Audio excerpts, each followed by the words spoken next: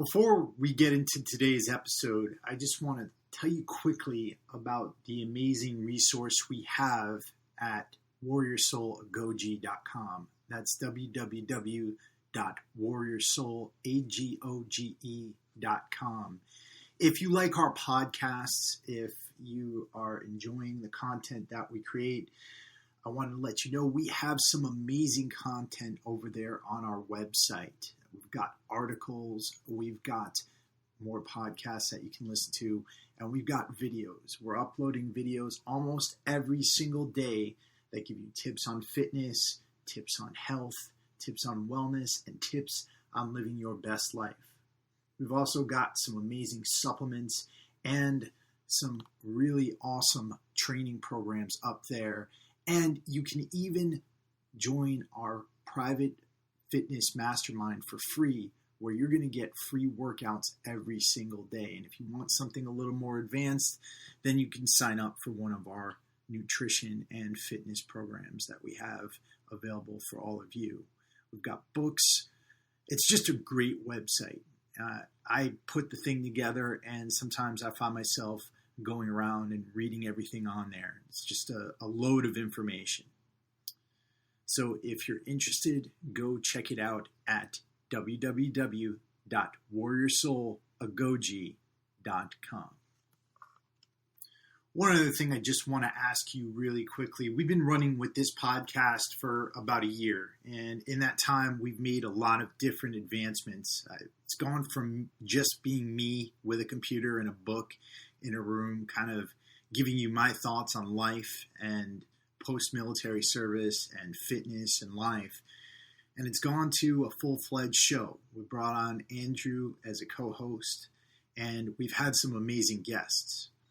If you've gotten anything out of this podcast, I really wish you could write us a review. It's real simple. You go over to iTunes, you click on the Warrior Soul podcast link, and then just write us a review. I don't care if it's a 1-star or a 5-star. I just want to know how we're doing and whether or not we're helping you. And any feedback we can get from you will really help the show out. So if you can, head over to iTunes and write us a review. And we're really looking forward to hearing what you think about the show. Today's episode is our 40th episode. And in my mind, it's one of the most important episodes that we've ever done. I think I've said that about a few other episodes, but this one is really important for this community and for veterans throughout the country. When we think about the concepts of post-traumatic stress and traumatic brain injury and veteran suicide, we often think about the idea of trauma and traumatic events being so horrible that they change a person. They change a person's biochemistry. They change a person's feelings. They change a person's mentality. And many times we hear about people going off to war and becoming different people, darker, less happy, in states that are beyond repair. And if you talked to the establishment and the medical community at large, many of them would have you believe that veterans need to be on medications for the rest of their lives. But what if we didn't actually know anything about post-traumatic stress and traumatic brain injury? Or in better words, what if everything we thought we knew about traumatic brain injury and post-traumatic stress were wrong? What if the chemicals we were throwing at every individual who came down with these afflictions were actually not helping, but hurting the situation? What if we were looking in the wrong place from the beginning? Well, it seems that given the success rate of the common treatment of post-traumatic stress and traumatic brain injury, that the medical establishment is a bit off target. On today's episode, we're bringing on Dr. Mark Gordon of the Warrior Angels Foundation and the Millennium Health Centers. Dr. Gordon has dedicated his life to studying traumatic brain injury. He's an interventional endocrinologist, and he's developed a treatment for veterans that involves not common pharmaceuticals, but nutraceuticals, and a protocol for hormone replenishment. I want you to listen to this episode not only with an open mind, but with a good degree of focus, because it's going to challenge a lot about what we think we know about both traumatic brain injury and post-traumatic stress. The fact is that they might have a common source. And given Dr. Gordon's success rate in treating veterans, which has been unparalleled by the rest of the medical community, I think we should listen to what he has to say. And we should pay attention to some of the successes that he and Andrew have had through the Warrior Angels Foundation. So with that, please focus in and listen to episode 40 with Dr. Mark Gordon. This is Chris Albert, and I'm here to remind you of one thing. Someday, you're going to die. Now, that's not some morbid statement or scary idea. It's solid fact. Your time here on this earth is limited. And you need to be reminded of this as much as possible for one simple reason: to live your best life while you can. This is the Warrior Soul Podcast.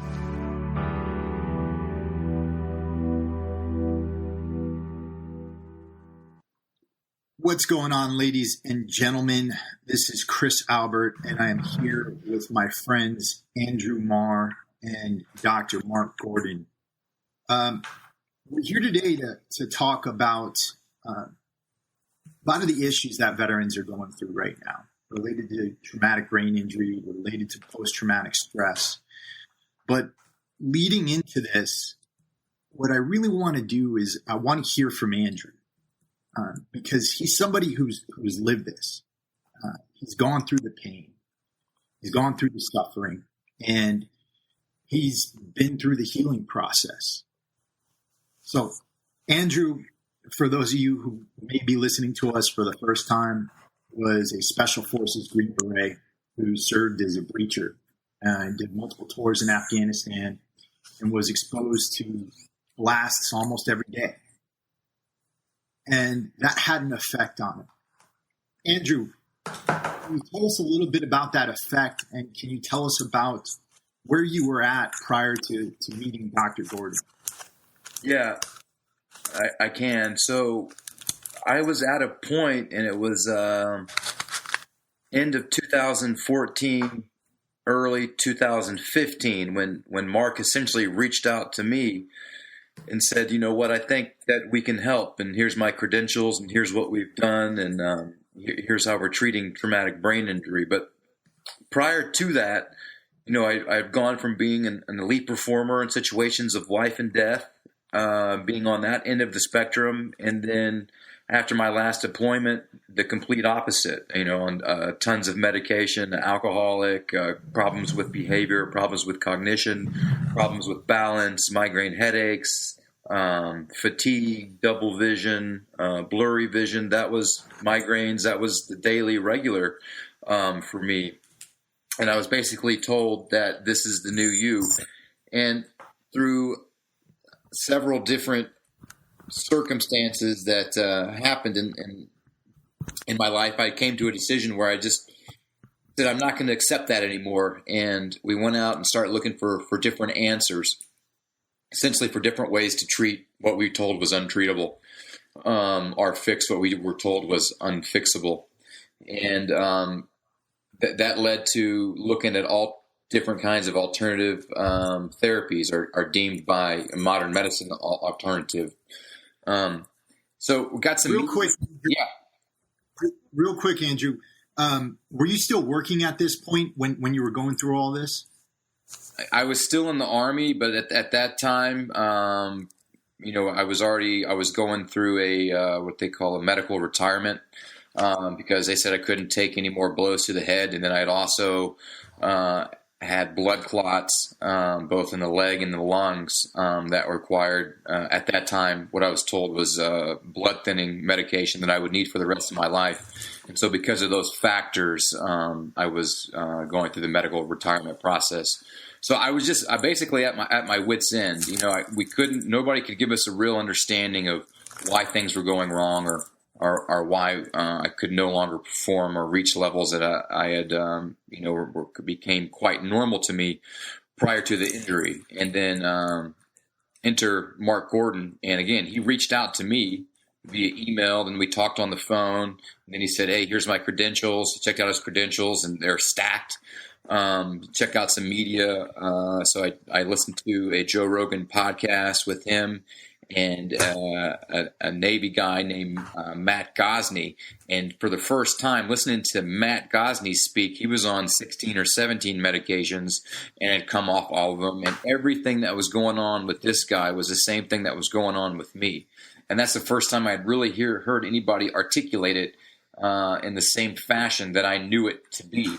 And then I heard Mark go on and talk about why everything he was dealing with was associated with two things: inflammation of the brain, and then the dysregulation of neurosteroids, or hormones that are produced in the brain. And these two areas that lead to all of the downstream effects from a traumatic brain injury, and then what some would call post-traumatic stress, or a subset of TBI. So that's where I was at when I met Mark, about at my wit's end. And, since then it's been a complete turnaround, and we started an organization to help others. And we've done that to about the tune of 200, coming up on 200 individuals that we've helped turn their lives back around. And me and Mark have lectured and talked in front of millions of people now all over the country on some of the biggest platforms, and in front of some of the highest levels of government that there is. And so together now, I'm honored to work with him to try to make a difference. And so that's why, again, we're so honored to have him on the show today.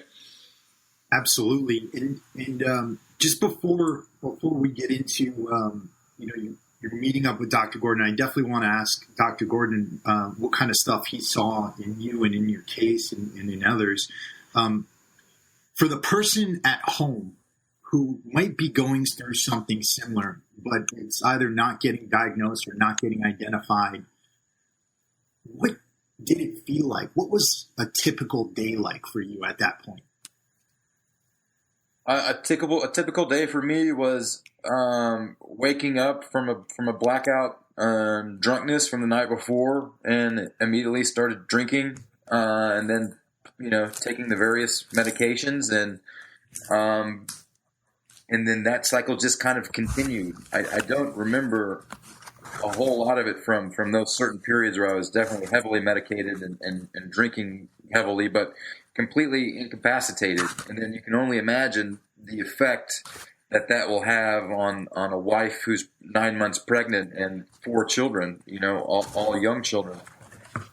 And oftentimes I can remember coming to a situation where I had apparently lost it, either on a child or a wife, and couldn't really recognize, why was that happening, or what would make me run off the hinges like that, or being in public and getting myself into altercations in public for reasons that should not have produced a reaction like that. And so I started to realize, man, not only is my health in jeopardy, but I'm jeopardizing everybody that I seem to be coming in contact with, and not as a conscious decision, kind of as a byproduct of what I only thought was I was going crazy. And again, not being able to really get answers from that, and focusing all your time and energy on what you don't want and what you don't like, as opposed to what you do want and you do like, totally exhausts you.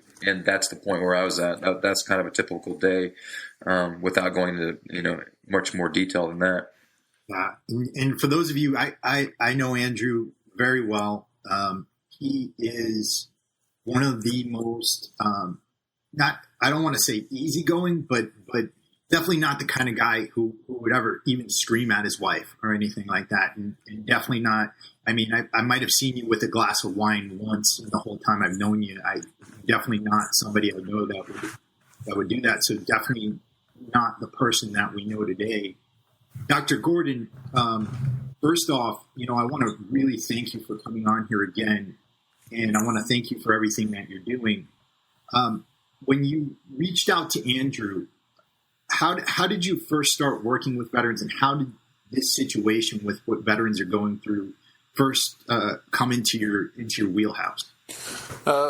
First, Chris, thank you very much for allowing me to come onto the show to share with you my experience, as well as the interaction, the wonderful, phenomenal interaction I've had with Andrew for the past few years.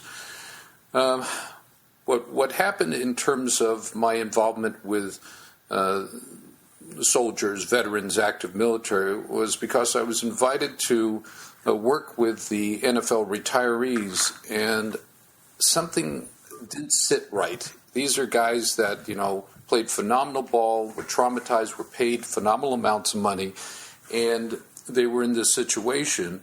And they had plenty of money to go and, pay for services. And at a point in introspection, I realized that there was a greater, more important group of people to me, which were the veterans that were coming back. We were seeing back in 2009, the beginnings of some of the information about blast trauma and PTSD and suicides and so forth, which really culminated in 2012.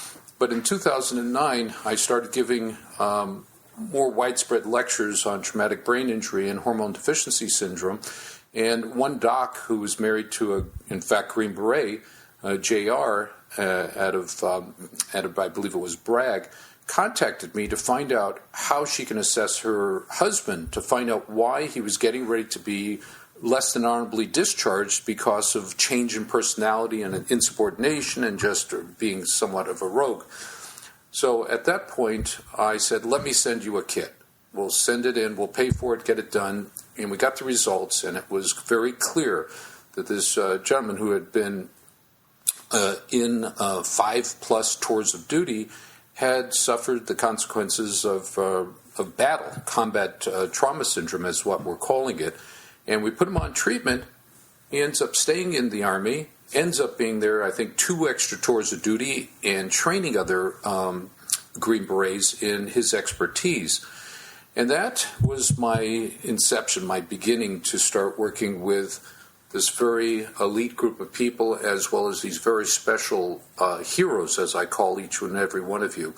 And what happened was I sent out in 2009 a news release basically offering anyone who was a veteran or active military to come in to the practice, we'll pay for it, and start, the process of healing. And from 2009 until I think it was 2014, I had a little bit of flow of military, and the results were great. And then I was in the process of doing a 501(c), which is a charitable organization, and I realized it was not the money, but it was the issue of the time it would take me. So I turned around and started looking for charitable organizations that were owned and operated by veterans. And that's how I ended up contacting Andrew. And it was at the same time he was reaching out to find out-of-the-box medicine. So it was destiny, if you will, that we were to meet and to start this program that he is leading. Wow. And, I've listened to you on the Joe Rogan podcast. I've listened to a number of your lectures. Tell us what we were getting wrong about PTS and traumatic brain injury. It wasn't a matter of getting anything wrong. It's just the dogma that's in medicine. If you are depressed, put them on an antidepressant. If you're anxious, put them on an anti-anxiety medication. If you're bipolar, put you on lithium carbonate. But no one asked the very simplistic, basic question, why? Why was this happening? Why was this person that was a high performer like Andrew and all the other special ops people that we see, why were these people now on multitude of medication, anger issues, cognitive issues, focus, all the things that Andrew just shared with us? Why was that happening? So I started looking at the biochemistry of what happens in trauma. And it was very clear in the literature, thousands, tens of thousands, hundreds of thousands of articles talking about that the trauma creates this inflammation, which is a chemical reaction. It's like pouring acid onto your skin. It will burn the skin. Well, what happens with trauma is leakage of chemistry that should be in the cell or in the blood vessels leaks out or weeps out and comes in direct contact with neurons, the tissue of the brain, the cells of the brain, and it alters their chemistry. The inflammation stops chemical processes in the brain. And one of the most important processes that is inhibited or diminished is the conversion of cholesterol to all the very important hormones that regulate brain function. We now know that we have an entire group of hormones that we refer to as neurosteroids that help the brain to communicate with different lobes and the rate at which they communicate. And it's the rate of communication that gives us our ability to recall things. It gives us our ability to learn new things. Stabilization of electrical impulses. You see something happening in front of you and you have a decision to make of whether or not you're going to, pounce on the person or you're going to say, hello, how you doing? And that is the frontal lobes of the brain with judgment, executive functioning. Word use, between the back of the brain, the occipital lobe, and the side of the brain, which is the temporal lobe, and you see something and you pick it up and it's in real time, it's a hammer, and you say, oh, that's a nice dog, because there's an interruption of communication between the visual observation, the actual visualization of an object, and the brain's interpretation through its memory banks, its data coil of what it is. So this inflammation leading to hormonal deficiency was the focus. Now, I'm going to be honest with you and tell you, when I started, I thought it was all the neuroactive steroids. And the neuroactive steroids, or the hormones in the brain, were the key. But in the past almost 13 years that I've been doing this, the science has supported a little bit of a reorientation that it's the inflammation that begets the hormonal deficiency. And once you address the inflammation concurrent with the transient use of neurosteroids replenishment, and you allow the brain to reestablish what I've been calling a neuropermissive environment, an environment that allows the brain to heal. Throughout my earlier education, once you lose brain cells, that's it. But that's not the truth. A lot has been coming out over the past 10 years. A doctor in Montreal and McGill University, Arturo Oguro, phenomenal studies showing that we can help nerves to regenerate by things like pregnenolone, allopregnenolone, testosterone, dihydrotestosterone, growth hormone, and all the hormones that are, in essence, villainized or demonized, or, because of all the problems that happen in sports, it's horrible to take growth hormone, it's horrible to take testosterone, but these are the curing, healing hormones of the brain. So that's basically how I went from A to Z right now.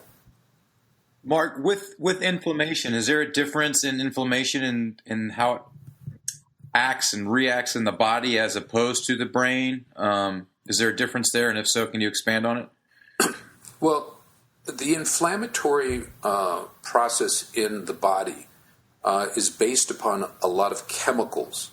And when you have leakage of chemistry from within a blood vessel or within a neuron, it stimulates a defensive mechanism. The body doesn't know that this is a normal reaction to trauma, but looks at it as an invasion, an attack. So in the brain, what happens, don't forget the brain sits in a fluid.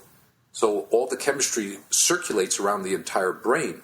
When you're talking about arthritis of, functional arthritis, osteoarthritis of the knee joint, you've got a localized inflammation of the knee, and a lot of the same chemicals occur in the knee as they do in the brain. I believe the brain has a lot more going on because it is the key organ in our body. So if there's a level of protection to the brain, which is probably a few notches higher than in our periphery. So what happens is the chemistry, the chemicals, the tumor necrosis factor, alpha, interleukin 1A, 1B, chemicals called cap spaces, all these chemicals seem to be more preferential in the brain tissue, so the level of inflammation seems more caustic and harder to treat because a lot of the medications we take don't get into the brain. So it has to be a very select group of products that are specifically keyed for getting into the brain. In the knee joint or in the shoulder joint or the elbow, it gets in there.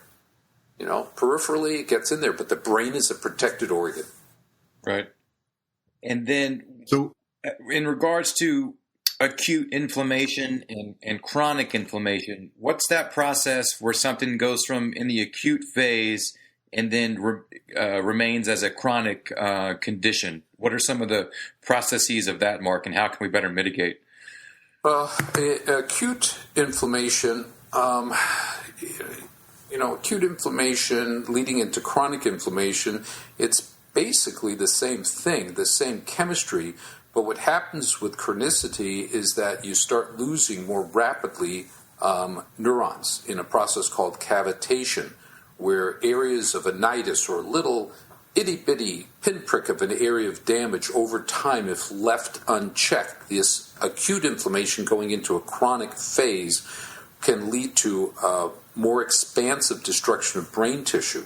So how best to treat that is by addressing the inflammatory cascades. There's a group of natural products which have hard science proving that they can shut off things like something called NF-kappa-B, which Wikipedia has a really good dissertation on. It's a genetic switch for increasing inflammation throughout the brain. And the more the inflammation, the longer it lasts. So their focus is on diminishing the acute inflammation, shortening its duration so you don't get into a chronic phase. Mark, when we think about inflammation, and I've heard your lectures before, and you speaking about PTS as something that probably also emanates from this. And when we think about inflammation for the person out there, what are some of the sources of this inflammation? I know that some of it could come from food choice. It could come from being exposed to low-level blasts. What are some of the common sources that we've seen? Some of the precipitators of inflammation, anything that causes interruption or damage to closed systems, like a cell is a closed system, like a blood vessel, an artery, a vein is a closed system, lymphatic is a closed system. So anything that leads to opening up of these systems, which could be blast trauma, which could be x-rays from CT scans, from dental x-rays, certain medications, chemotherapy can do that, motor vehicle accidents, slip and falls, just anything that causes the jarring of the brain, because there's a density difference between an area of the brain called the white matter and the gray matter. The gray matter is denser, so what happens with any kind of sudden movement of the brain is that the denser area, the gray matter, moves more rapidly than the white area or the white matter, and it causes what's called shearing, where neurons, blood vessels can be sheared. And that opens up to the leakage of content into the surrounding tissue. And the body says, wait a second, it shouldn't have this chemistry touching the nerve, so let's go after it. So it activates a cell called the microglia. And these microglia, once they get stimulated and turned on, they become overactive and aggressive. And in and of themselves, they start releasing these immune factors that help to ward off infection, help clean up junk that's being released, and it's a spiraling effect. It's a catch-22. It's producing more damage. So activation of microglia, which is really the key from this chemistry that's leaked into the brain where it shouldn't be.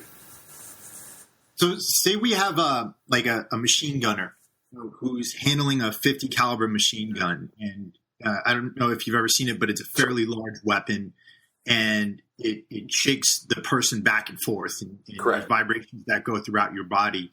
Somebody who's doing that on a daily basis for a year, would that relate to them? Absolutely.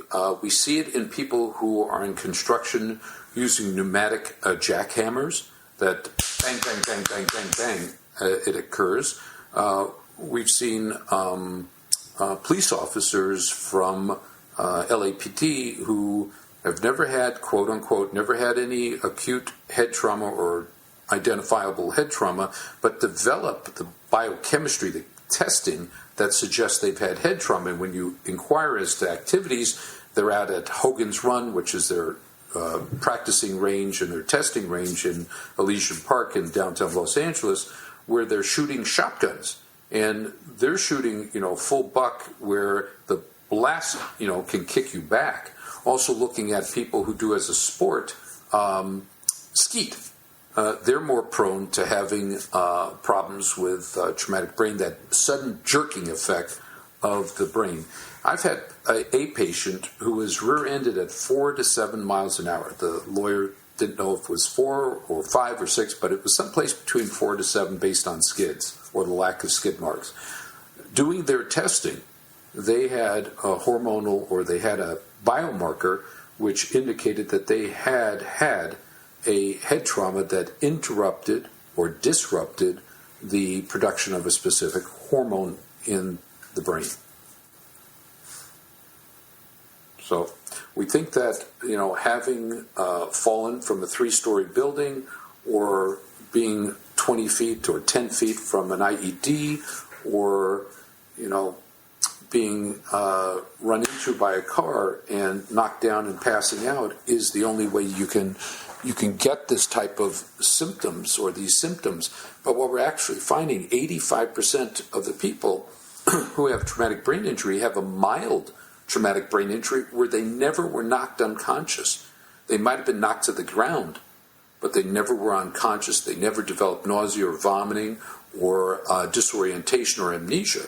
But they go on over time to develop this process of traumatic brain, leading to a continuum of what's called PTS. Now, I personally believe that there's no such thing as PTS or PTSD. I do believe there's missed assessment and treatment of TBI that goes on to present once there's disassociation of different lobes of the brain, leads to depression, anxiety, anger, mood swings, irritability, libido problems, fatigue.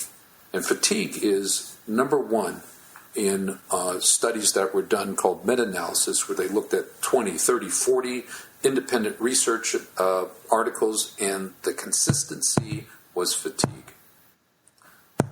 So, Mark, what have you seen in the clinical application as far as fatigue after you've been able to treat somebody with the protocols? Well, that disappears.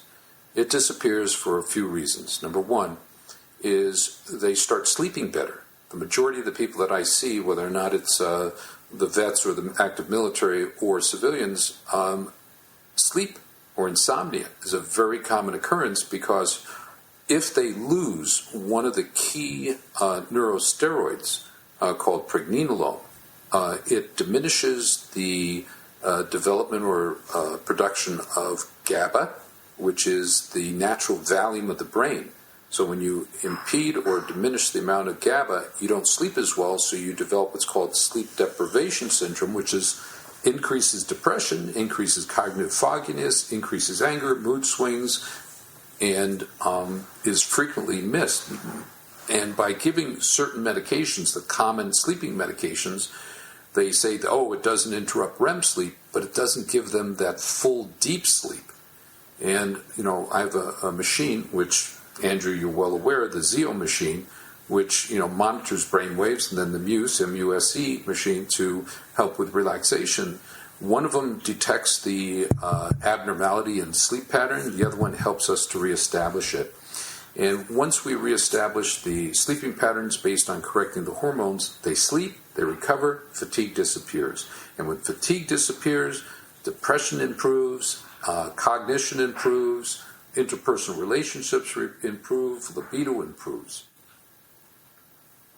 Mark, is that, you think, one of the contributing factors why somebody doesn't have to make a bunch of changes in lifestyle starting out on the protocols, because these address a lot of the areas, i.e. why they can't sleep, or why they're not being able to make appropriate social decisions, why they're not able to think correctly, by just addressing the inflammatory process and the reintroducing neurosteroids to act correctly. That kind of alleviates a lot of these poor lifestyle decisions. Do you think that's a contributing factor in the success of the overall healing process? Yes, I think it's multifaceted. Meaning that lifestyle changes, if you were drinking alcohol, you stop drinking alcohol. If you have high carbohydrate meals, you go to lower carbohydrate meals. You're drinking adequate water. You're taking the nutrients that your body is deficient in based upon, testing for them. So it's lifestyle, it's the supplements, it's, if indicated, the neurosteroids replenishment and neuroactive steroids, which are the hormones that are produced on the periphery, like thyroid. What we know is that growth hormone deficiency, testosterone deficiency, DHEA deficiency, and vitamin D deficiency are all associated with depression. So in looking at these hormones, in conjunction with lifestyle change, so maybe taking supplements as part of the lifestyle change, we see a rapid improvement. I mean, you've told your story about how rapidly you improved, and Matthew Gosney, off of 14 of his 16 medications in 6 weeks, an improvement in sleep, improvement in libido. It just goes on and let's on. Get into that. I wanted to go in that direction. Matt, for instance, was on, massive doses of opiates.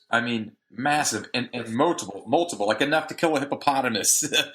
You got it. But he was able to come off and without having any withdrawal symptoms. And you've now produced that more times than I could even register right now. So why is it that you're able to produce or help somebody to come off opiates without withdrawals and it be sustainable? 2-3 years later, we still have the same results. So can you speak to that? Right. Well, the addiction to opioids, I have a very narrow view of that, and that view is, I think it's more the person. The addiction is not the drug causing the person to be addicted. I think it's the person wanting to be addicted. It's just an easier state of mind to be. So with that said, what we're finding on a biochemical basis is that there are receptors in the brain for opioids called the mu receptor, and then there's some minor ones called the alpha and beta, or A and B receptors. And what I'm seeing is that certain of the neurosteroids or the neuroactive steroids actually help to diminish the rebound effect from when you start getting off of the opioids. Now, in Matthew's situation, he was on 8 10-milligram Oxycontins. He was on 4 60-milligram morphine sulfates. He was on 2 fentanyl patches. He was on Adderall to counteract the side effects of that. He was on antidepressants, and because of the Adderall, he had to take Trazodone at night to help him sleep with Ambien. And he was taking muscle relaxers and not Vioxx, Beclin, Celebrex to help him with the inflammation. And in 6 weeks, he's off of 14 of the 16 medications. He was taking, instead of 8 Oxycontin a day, he was taking maybe 1 or 2 as need be. And that's because I think with correcting his inflammation and putting the neurosteroids back in there, he was more in control of his feelings. Now, we know a process in psychiatry which is called somatization.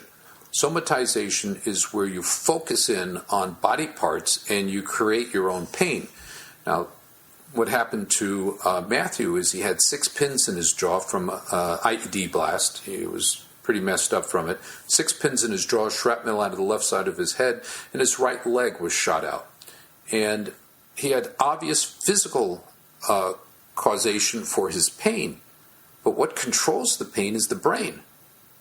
So as you correct the chemistry of the brain, you become more tolerant of pain. And we know with vitamin D, it raises the pain threshold. We know with testosterone that it decreases inflammation, as well as estrogen, estradiol, pregnenolone, and so forth. They all lower the signaling from the area of damage to the brain and then how the brain interprets it. And that's why I'm saying that, I think it's the person that is the addict and not addicting factor and not the opioids.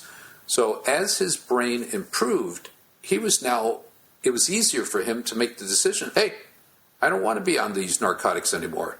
And in 6 weeks of the 10 milligrams, he was on maybe 1 to 2 a day, which over the year, he was off all his medication. And in that 6-week period that he got off most of his meds, he had no withdrawals. And as you said, we've seen this again and again and again. And after about 2 years of seeing this pattern, I started looking at the literature to understand why this was happening or how this is happening. And pregnenolone is in the literature. Pregnenolone is called the mother of all hormones, which comes right off of cholesterol. So if we do anything to diminish cholesterol, what happens is we lose a whole array of very important brain hormones.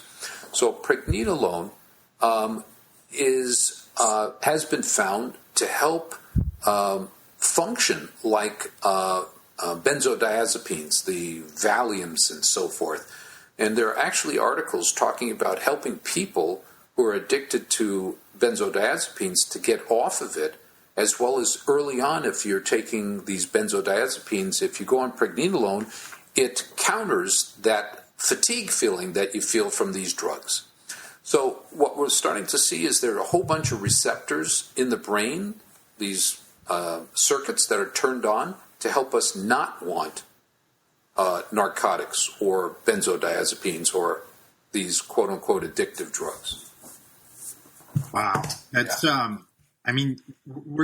in an age right now where somebody's dying every 19 minutes from an opiate overdose. Yep. And it's insane the impact that's had.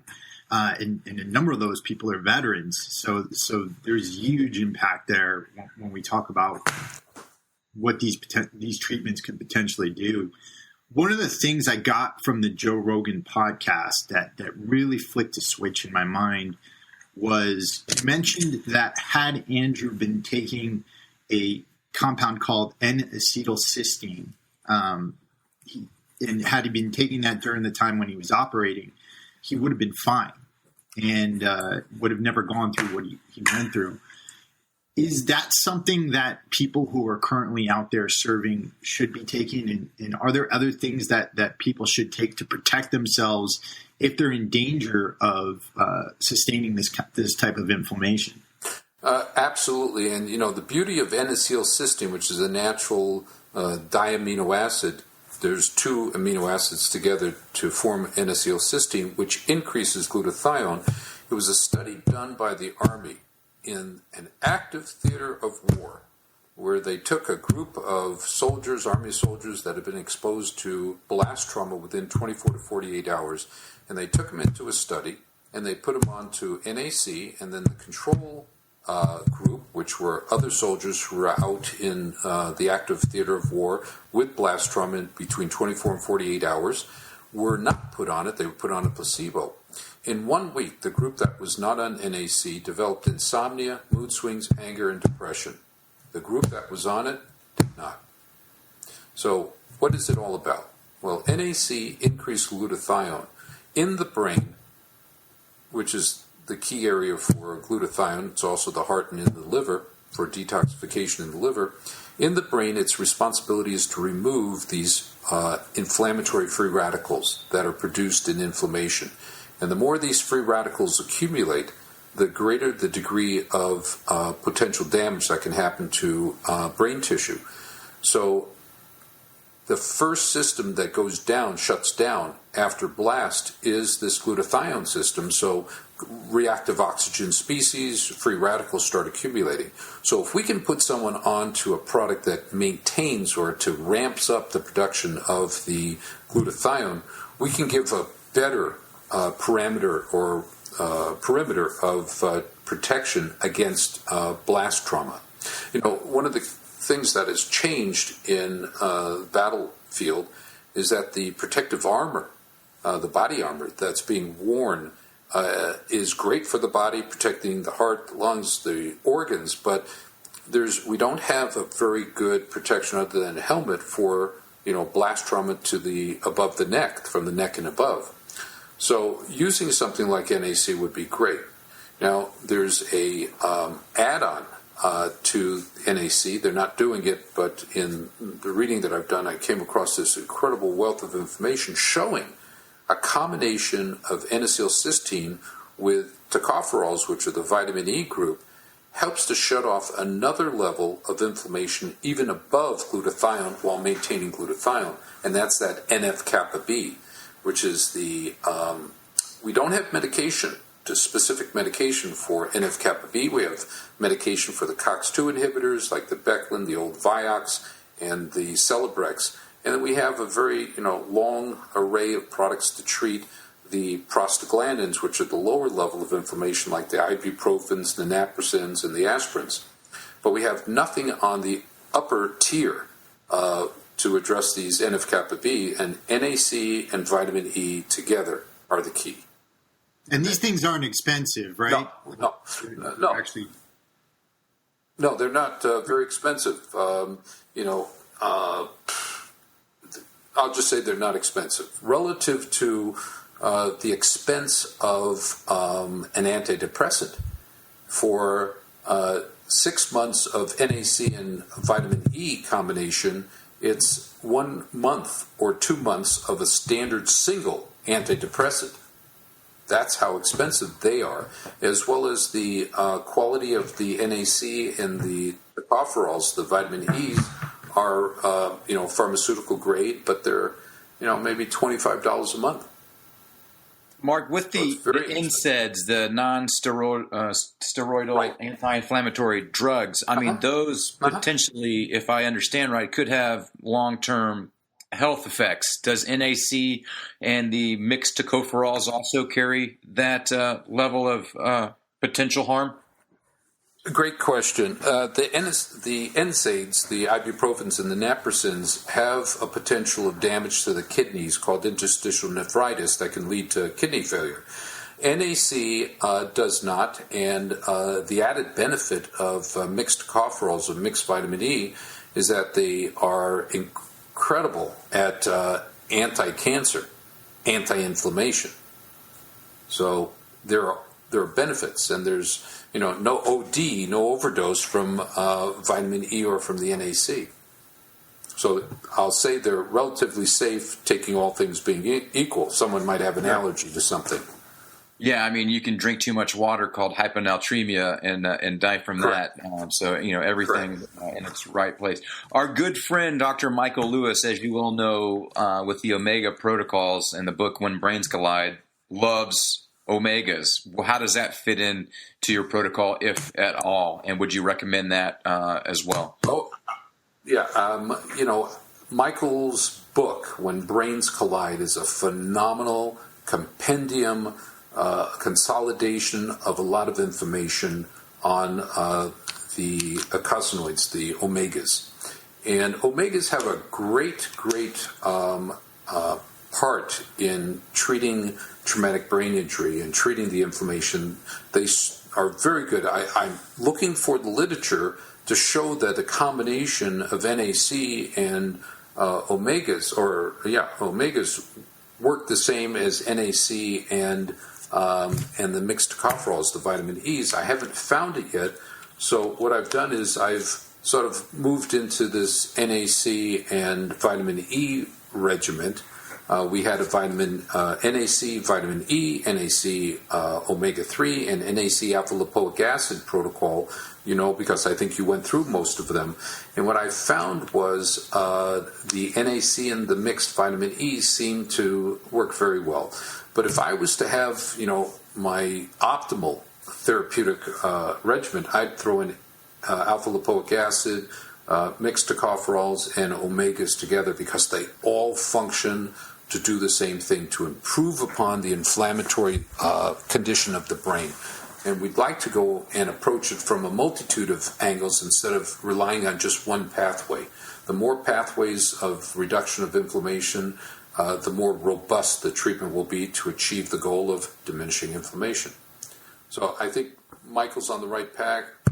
I know Barry Sears had an omega-3 project and presented to us a couple of years back a non-veteran, a civilian who had a nasty coma. And when they woke up, they were almost, back to normal.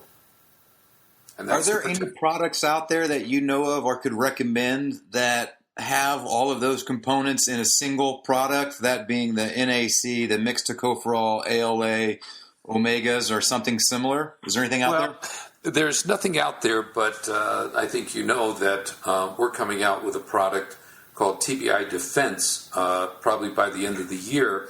TBI Defense is all that plus, and what spurred on the production or the research on this TBI Defense was I was having a lot of parents and colleagues and some of the media people I've worked with calling me up and saying, their grandson or their granddaughter or their child had a head trauma and was in a coma coming out. What can we do to help them? And that's what started me looking at the first rendition of TBI Defense for children, because there's something like 562,000 adolescents between 0 and 19 years of age who have had a hospitalization for a traumatic brain injury. There's about 5,000 who die. But because they're under the 18 years of age for my population, what can you do for them? And that was the question. So what we can do is address the inflammation aggressively. And so from the TBI Defense, there became an acute form of it, and then there's a chronic form of it to help with people that are above 19 for adults. And then a product that came out recently, which is the Clear Mind and Energy, which address the fatigue part of the brain, the fact that the biochemistry of the brain during recovery is slow. And Clear Mind and Energy has 100% of their composition are natural products, and then there's a component in it which is called EGEC, which is an extract from green tea along with theanine, which is a nootropic, which is a brain smart product that helps with cognition. It helps improve communication of different lobes of the brain. So we just came out with that in March. So these two together will probably be very efficacious in helping to protect as well as to accelerate improvement in conditions that are precipitated by trauma. Mark, what kind of resistance have you faced in bringing this information out? And have you faced any resistance? And if so, what's it been about? Well, the resistance is really about trying to get an established protocol that has already been proven not to work to change. I mean, you're diagnosed as PTSD without any biochemistry done to look at the hormonal disruption. or the neurosteroid disruption, or to look at inflammation that, we have markers to check.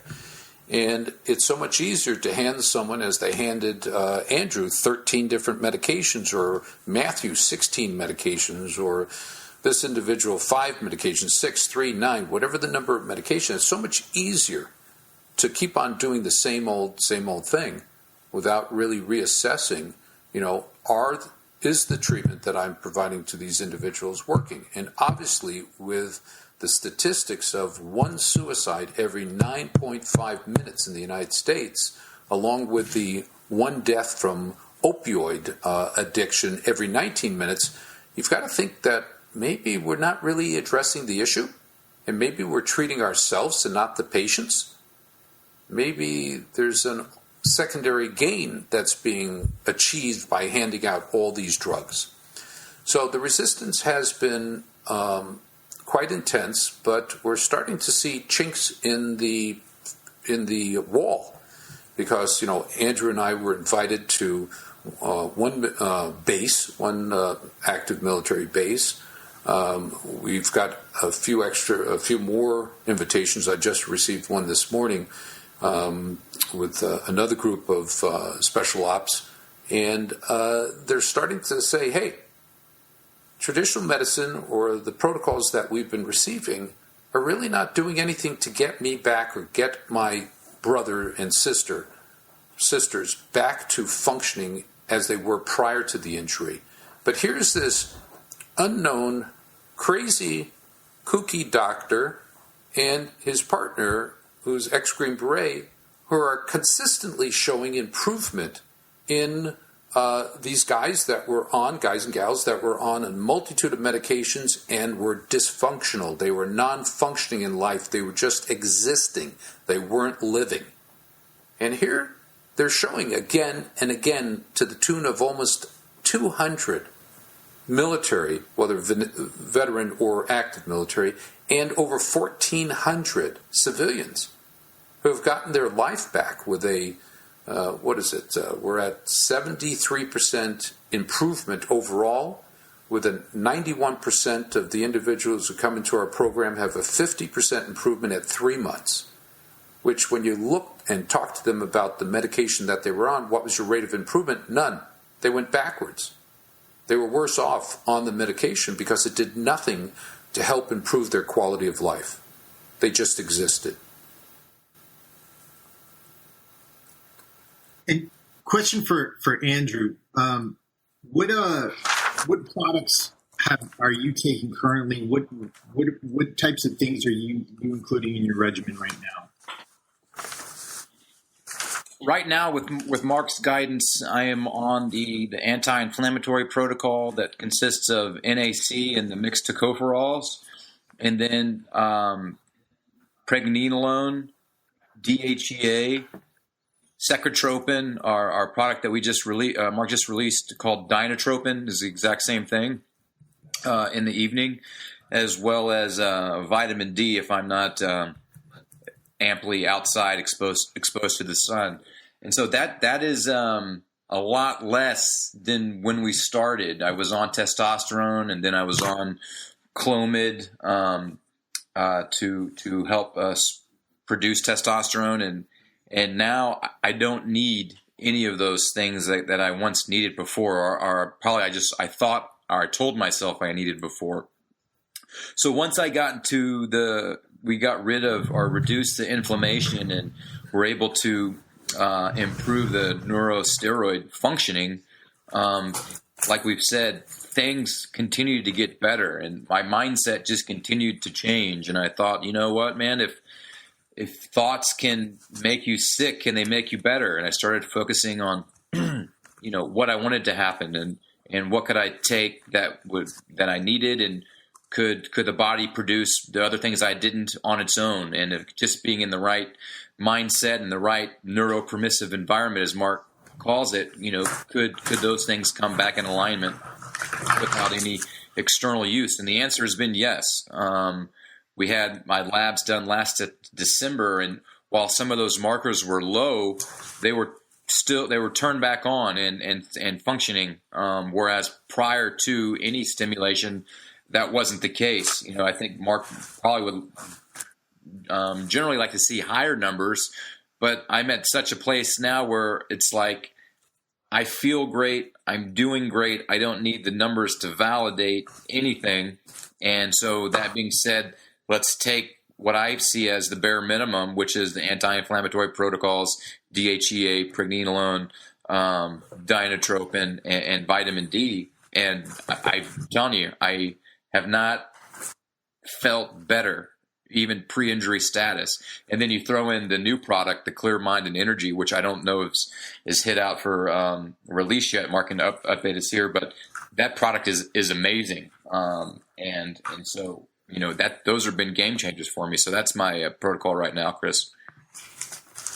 So these protocols are dynamic. They go based off of what you see with the brain chemistry, what types of improvement you see? Correct.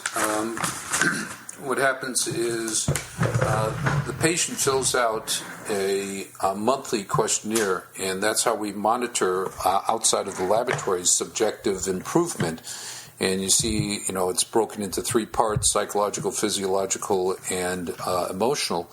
And you see improvement in cognition, improvement in sleep, exercise tolerance, physical activities go up, anger goes down, all these parameters. And as an aside, we see a lot of people who have an improvement in their immune system such that they're not getting sick like they used to, or they have decrease in their allergy symptoms, which is, these are all part of the inflammatory composition of the body.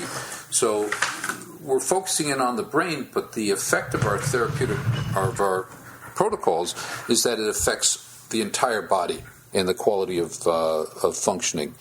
I will answer a question. The Clear Mind and Energy is just been released. I was in Orlando, Florida, where I was able to expose a couple of hundred doctors to the product and getting responses now, getting responses and requests for the product, as well as the fact that we tested it out for about 3 years prior to getting it to the point of releasing it.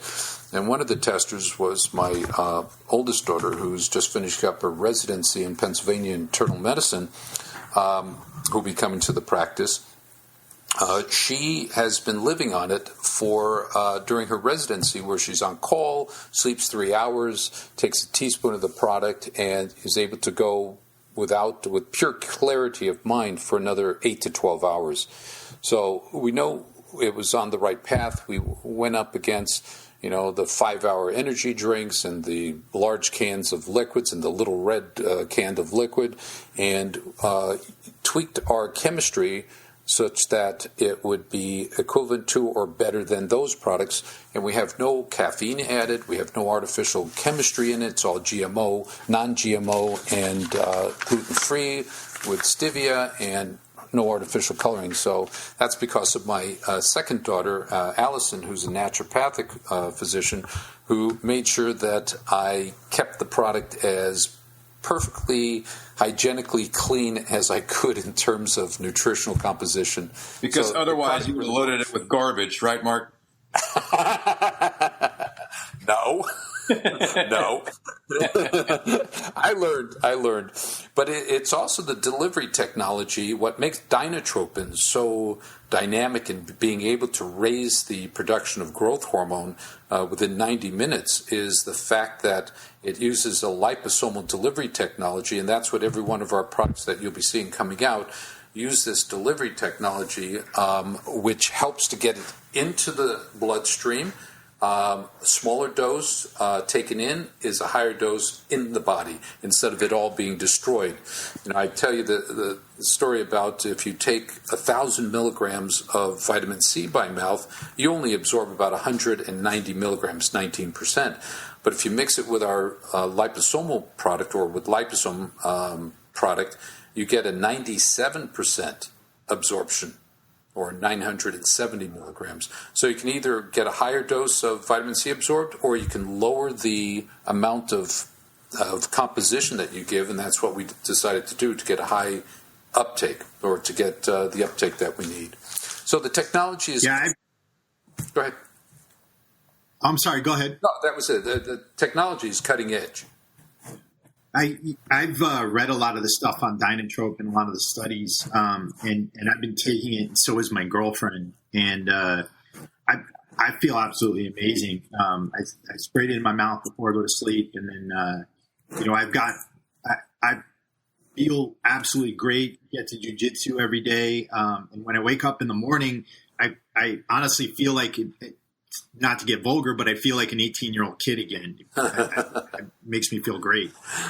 Yeah, the beauty is the composition of dinotropin has been tested for about 16 years, and in the past 11 years, it's been only in physicians' hands, and the physicians have substantiated or validated the product, and that's through laboratory testing. You take the product in, you take a blood test, you see the elevation in the growth factors. And as a very important component in our brain health is good levels of growth hormone. In the lecture that I gave in Orlando a couple of weeks ago, talked about growth hormone has now been found to affect our brain energy, brain repair, antidepressant effect, sleep improvement, and then another aspect which is called social anxiety. It helps to diminish social anxiety.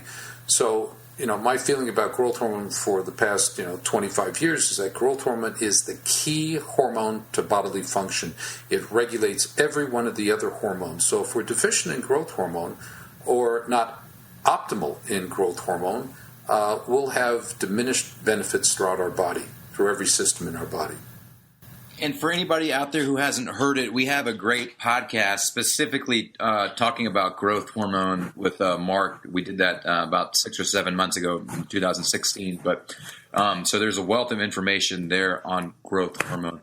Mark, I want to shift over to cholesterol and metabolic syndrome and kind of what you've seen with that in the practice, or any improvements you've been able to help make.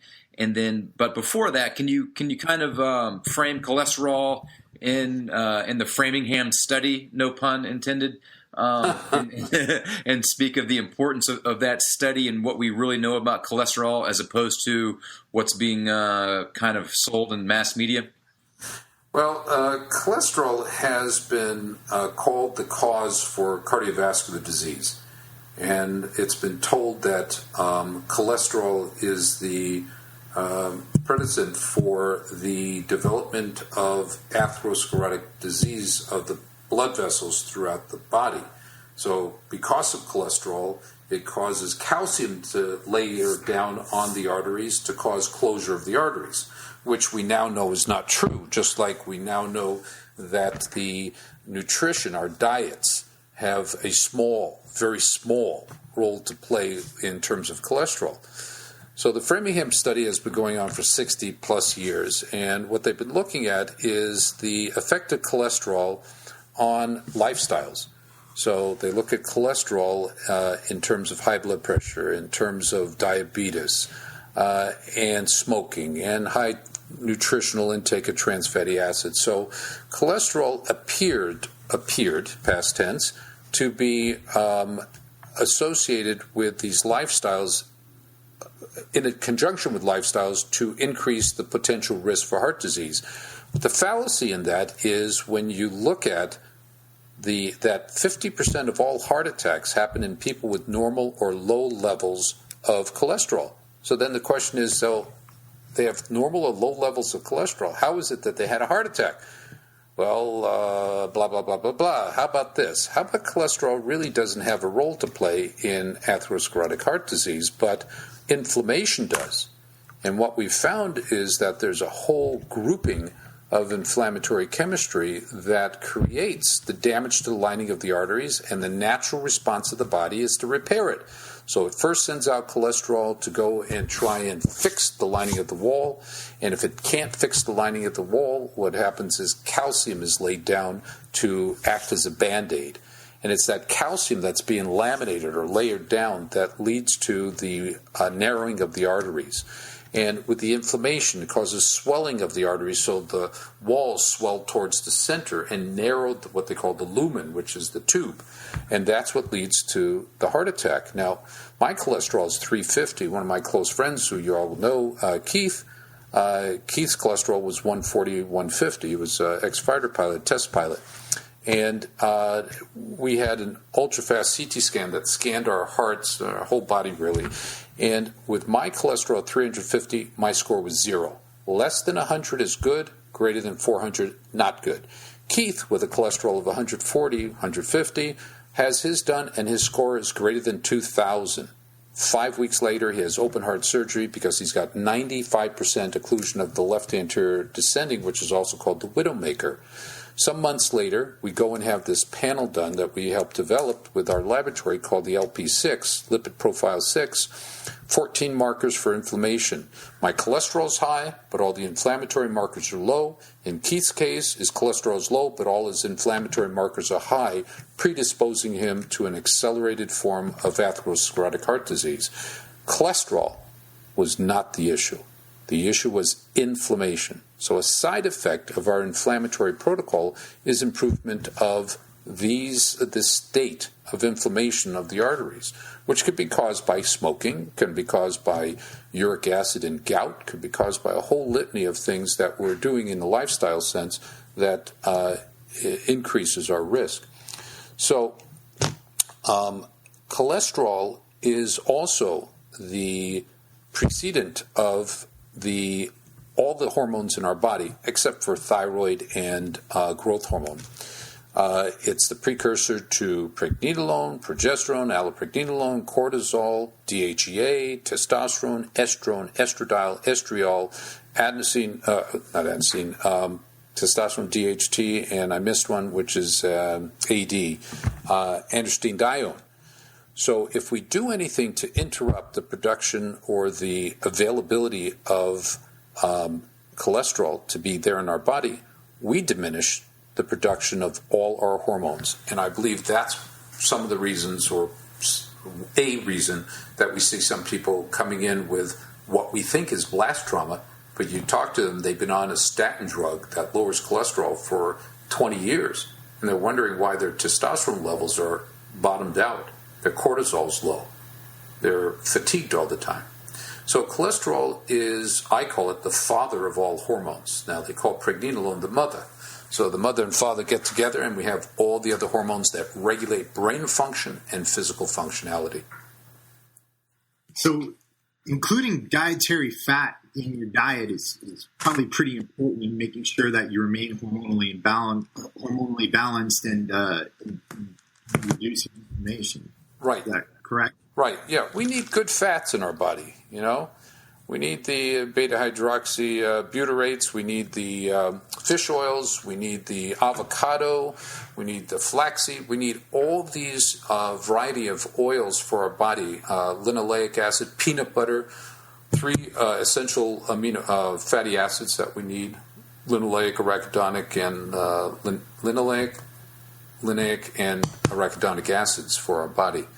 So in not taking in fats, we can actually lead to problems with our vision, with our brain, with our skin.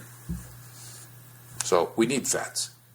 And I've also heard it said that we have 2 brains, one in our heads and one in our gut, because the brain is connected to the digestive system. How important is the gut microbiome? Extreme. And digestion? Yeah, that's you'll have to have my daughter Allison on your show. That's her whole thing. She's a consultant to Warrior Angel Foundation also, and her focus is on gut and brain. If the gut's biome, which is the bacteria that are in the gut, or the inflammation that happens in the gut because you're eating breads, or you have a lactose intolerance creating inflammation of the lining of the gut, you lose the ability to absorb key amino acids that regulate brain function. We know that things like L-lysine, alpha-ketoglutarate, arginine, these all affect growth hormone and another hormone called ghrelin that works with growth hormone, and fats with leptin. And these are regulated by the gut. And also inflammation of the gut increases a chemical called interleukin-6, IL-6. You can also see that on Wikipedia, which is the same hormone that's increased when you get a cold. So when you get a cold, do you feel smarter or less smart? Most people say less smart. I don't like saying do you feel smarter or dumber, but it's less smart. So it's this interleukin-6 that actually interrupts the area of the brain called the hippocampus that deals with our intellectual quotient, and it can influence that. And something like DHEA-S, which is released by one of the glial cells, one of the specialized cells in the brain, helps to diminish that. So having really good levels of DHEA-S helps to diminish the reaction from gut inflammation and also in the brain itself for getting viral infections. So the gut has to be addressed in order for the brain to get better. So Allison's job now is to start reviewing with the patients their nutrition and looking at their inflammatory markers. We just worked with a guy that had metabolic syndrome. Metabolic syndrome is where, for whatever reason, the pancreas starts producing insulin, but the body doesn't recognize it. So what happens is you get high levels of insulin, and when insulin levels get too high, you start accumulating fat. Also, before that occurs, you can have very low blood sugar, and you can have all the symptoms of low blood sugar. Well, it turns out an article came out about 5 years ago which stated people with blast trauma or inflammation of an area of the brain called the hypothalamus, that they were the ones who had a increased production of insulin, and that's called the metabolic syndrome. So what we've been able to do is to help with the inflammation, put an essential mineral back into the body, which helps to maximize the cell wall, the cell membrane recognition of insulin, and then testosterone. In 2000, the Male Massachusetts study published an article, which is Male Massachusetts study has been going on for a long time, 30 plus years, if not 40 plus. And what they found is males over 50 who had low free testosterone had a greater occurrence of this thing called metabolic syndrome. 2 years after that, in 2002, they came out with the same thing for women. So how we're treating people with metabolic syndrome is putting them on anti-diabetic medication.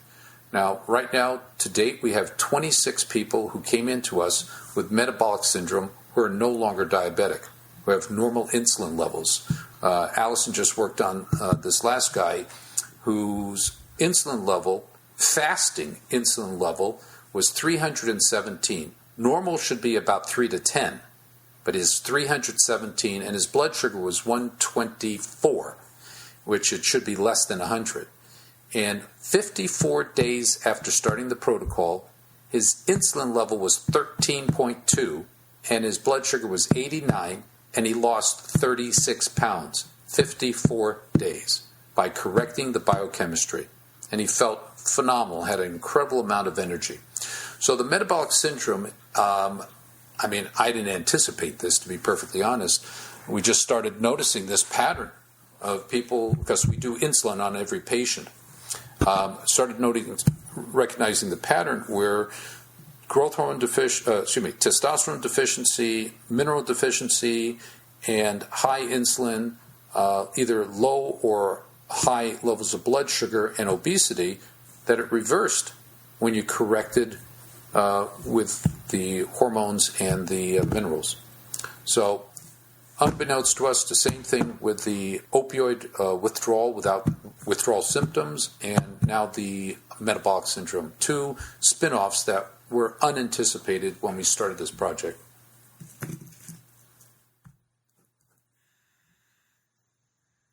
Hello? Sorry. Go ahead, Andrew. You wanted to talk there?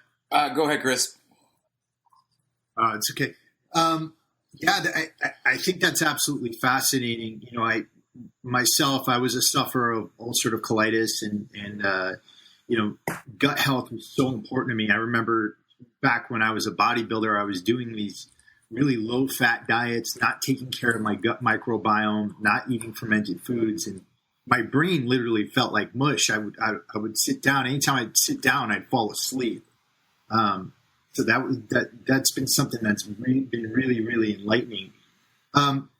When a veteran comes to you, tell us a little bit about the process. How do they get involved with the Warrior Angels Foundation? How do they receive treatments, things like that? That's directed to Andrew. Either one of you. Go ahead, Andrew. Yeah, everything can be found on our website, waftbi.org.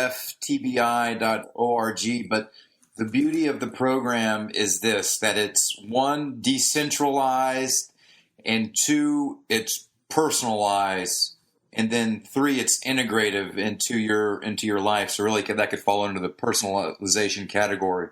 But decentralized meaning that once you've come into the program, you filled out all your paperwork, you've been approved and funded, we send the lab kit to you wherever you're at. So if you're like in Chris and you're in the Redlands, California, the lab kit will be sent from our laboratory facility, Access Medical Labs in Jupiter, Florida, sent to Chris in Redlands, California. The lab will make coordinations for you to go to a sister lab that's close to your geographical location, and everything will be completely planned out for you, where all you do is you bring the blood kit to the coordinated lab. The lab then takes it. They run through the process, draw the blood. They then send it back to Jupiter, Florida. The lab analyzes the blood work, sends those results to Dr. Gordon's office, and the office will write up a detailed report based on the findings of those results. A preliminary 4-page email will be emailed to you, and then Dr. Gordon's office will set up a video conference for you to have with Dr. Gordon if you're not in the LA area, so you can converse with one of the 4 leading experts. I know Dr. Gordon likes to refer to himself as experts, but one of the more knowledgeable people in the world in this area. You have one-on-one consultation without having to leave your house, so to speak.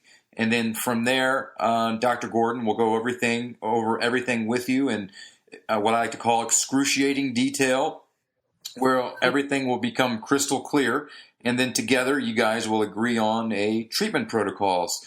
At this time, 80 to 85% of the protocols, I think throughout, and including the foundation, has been non-pharmaceutical, so no prescriptions required. If you are one of those cases where 10 to 15% of the people do require some type or level of prescription, then we're going to have to work with your local physician, your local healthcare director, to then work on that together, just for state reasons and certain laws about prescribing medicine across state lines. So that's when we'll have to recruit your physician to be a part of this teamwork that's working on your overall fitness regime. That being said, from there, all supplements and products are handled through Dr. Gordon's office directly after it's been funded. And then every 3 to 4 months, you'll do a follow-up lab and a follow-up consultation. And then resupplies will go through Dr. Gordon's office, like I said, and they'll get those out to you. So without having to go to the VA, without having to go to a doctor's office or wait in a long line or worried about impersonalized care that's cookie cutter and just masking or treating symptoms, we've come up with a revolutionary way using technology and outside-the-box thinking to say, I don't like any of that. How can we fix it? How can we get world-class care without leaving our house and without having to go to the doctor's office? And that's what the foundation has been able to provide through Dr. Gordon's help and resources. That being said, the amount of media attention that we have received has been outstanding. And I know today, whereas in 2014, where this information was not accessible to anyone Now we just have loads of information talking about the things we discussed today, either on our website or Dr. Gordon's website. TBIMedlegal.com is Dr. Gordon's TBI website. But that being said, like I said earlier, from the different media forums that we've been on, we've literally been in millions of homes through these forums. We've run through our budget rather quickly. So for 2017, I don't have a budget to take on any new applicants or participants at this time. But if you can pay for yourself, you can certainly go through us to get to Dr. Gordon or go through him directly. But we are gearing up for 2018, and at that time we will be self-sustaining or financially self-sustaining through a number of these products that Dr. Gordon has created. They're going to directly benefit the Warrior Angels Foundation. So what that means is when someone buys that product, a good portion of that sale directly goes to Warrior Angels Foundation. Then we'll be able to treat more people. In addition to that, my brother Adam and myself wrote a book called Tales from the Blast Factory that'll be coming out later this year. Proceeds from that will go to directly benefiting the Warrior Angels Foundation. So that's the process. That's where we're at. I strongly encourage anybody who wants more information or to see more media on either Dr. Gordon or the Warrior Angels Foundation. You can go through waftbi.org or, like I said, Dr. Gordon's website, which you can maneuver to from our website. And then again, if you all of this is readily available on our warriorsoulagogi.com website as well. Yeah, and I'll be including all the links in the show notes as well. Well, great. And awesome. I just wanted to reiterate some things that Dr. Gordon has hit on, Mark's hit on, that it's kind of mind-blowing, and we're talking about it kind of nonchalantly, but he's come up with a protocol that can identify and treat the underlying condition, not just for traumatic brain injury, not just for post-traumatic stress, not just for metabolic syndrome or being addicted to opioids or having behavioral health issues. We're talking about all of those because they address what's going on with the individual, because it's personalized. And when you look at these numbers, just in America alone today, they're outstanding in the negative sense. Like we said, every 19 minutes, somebody dies from an opioid overdose that was prescribed by a physician. We're not talking about scoring heroin off the streets. But then you look at people who are dying from heroin overdoses, 75% of those individuals, according to the CDC, first got addicted to opioid pain prescription medication that was prescribed from a physician. Okay? So we're talking about a dramatic change or a positive alteration in society as we know it, if we can just as on a whole be able to implement these things that Dr. Gordon is showing through science and the empirical evidence to be true. So if we can help in these factors, what does that do to homelessness? What does that do to the current incarceration rate or the propensity to go and be incarcerated again after being released? You know, what happens to opioid addictions when we can truly identify the underlying condition and treat it? I'm going to go out on a limb here and say the world as we know it would be a different place, a better place. And that's where I think we're heading to. That is the future of medicine, a medicine that doesn't look for a pharmacological way to treat something. It's saying it's individualized, it's personalized. Where's the underlying condition? How do we enable the body's innate ability to heal itself or help heal itself, which Dr. Gordon calls the neuropermissive environment. And I think what he's doing is so cutting edge that 20 years from now, everybody's going to look back and say, how do we ever do anything differently? But it takes pioneers to say, I'm not going to follow, I'm going to swim upstream as opposed to just getting in line and going where everybody else is going, because what I'm finding is just not making sense. And I think, again, that's what we're going to be able to say 20 years from now. Like, oh, yeah, how do we not know this? But you know what? It takes a pioneer to do that, and that's what we're doing. Wow. Dr. Gordon, do you have anything to end on or follow up to what Andrew just said? Whoa. That was great. No, I think he said everything that needed to be said. And I think people out there listening, in reviewing what we've said over this period of hour and 25 minutes, will hit home. I think there are a lot of key points that were addressed that will make one stop and say, am I feeling better? I'm on 6 different antidepressants. Am I still depressed? And the majority will say yes. And the reason is because you're being treated for depression by masking and not by treating the root cause. And that's really where we're at, is treating the root cause, alleviating the process of traumatic brain inflammation on the continuum that creates the neurobehavioral alterations that we call or label depression, anxiety, panic, and bipolar. So with that said and done, thank you very much. One last thing I wanted to talk. We've had several private conversations on the ketogenic diet, some of the pros and cons, and some of the times you feel it should be used and it should not be used. So with its growing popularity, can you speak on the ketogenic diet and when you think that should be applied specifically to a patient who has had a TBI as opposed to when it should not be applied? And then maybe some more generic recommendations from there. Well, the ketogenic diet is all about diminishing the development of free radicals. When we take in carbohydrates, it generates throughout the body and the brain specifically these free radicals. If you already have inflammation in the brain that in 99% of the cases are not having the inflammatory component addressed, so they're just using nutrition as the focus. By removing the carbohydrates, it'll remove the production of free radicals. But the negative of that is the brain runs on carbohydrates. And what we've seen in the literature is that if you starve the brain of carbohydrates, it increases free radical production and accelerates death of cells. So you've got a good bad.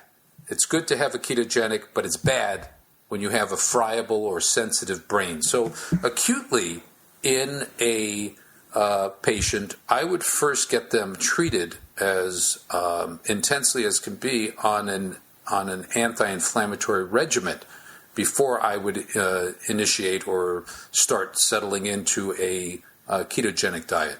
The benefit of the ketogenic diet, just talking about brain, is to diminish the free radicals, but you accelerate destruction of nerves through starvation. So the main thing is to stop the bleeding first. Let's stop the inflammation, Correct. Stop the destruction, and then focus on rebuilding. Correct. You need to first alleviate the inflammation so that the brain is not so reactive to the starvation. And that's in essence what ketogenic diets do relative to brain functioning. You try to shift it from carbohydrate to fats, to using fats as a fuel source. Well, Dr. Gordon, I really want to thank you for coming on here today. It's been an amazing conversation. And I just want to say something to everybody out there listening. The information we've covered today, it's out there.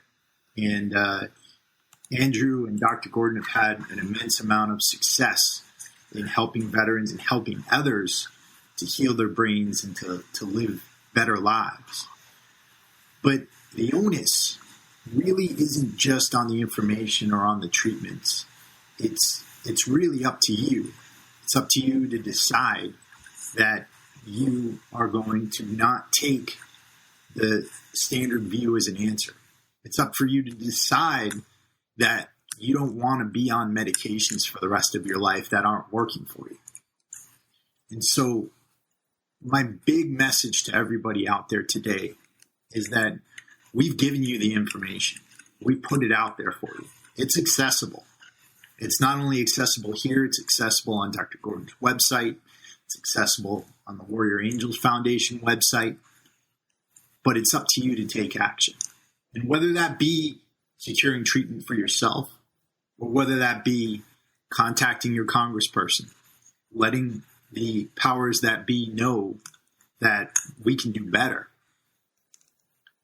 I think we all need to do something. We all need to start doing something rather than just talking about it and raising awareness. And awareness is great, but action is better. And I want to commend both you, Dr. Gordon, Thank you, and Andrew, for taking action on this issue and creating something that could potentially help all veterans and all people in this dire situation.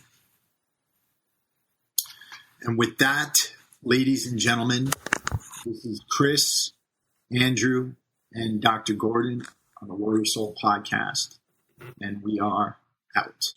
All right, guys, I want to thank you all for listening to this episode of the Warrior Soul podcast.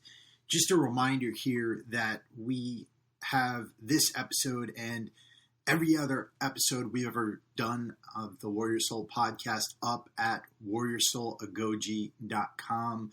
That's warriorsoulagoge.com. And if you can, get on iTunes to leave us a review. Let us know how we're doing. We're trying to bring you some amazing life-changing content here. And we want to know what you think of it. We want to know if it's actually having an impact. So please, if you can, write us a review, get up there on iTunes. It really helps the show out, and it helps us to bring things to you that are going to be more relevant.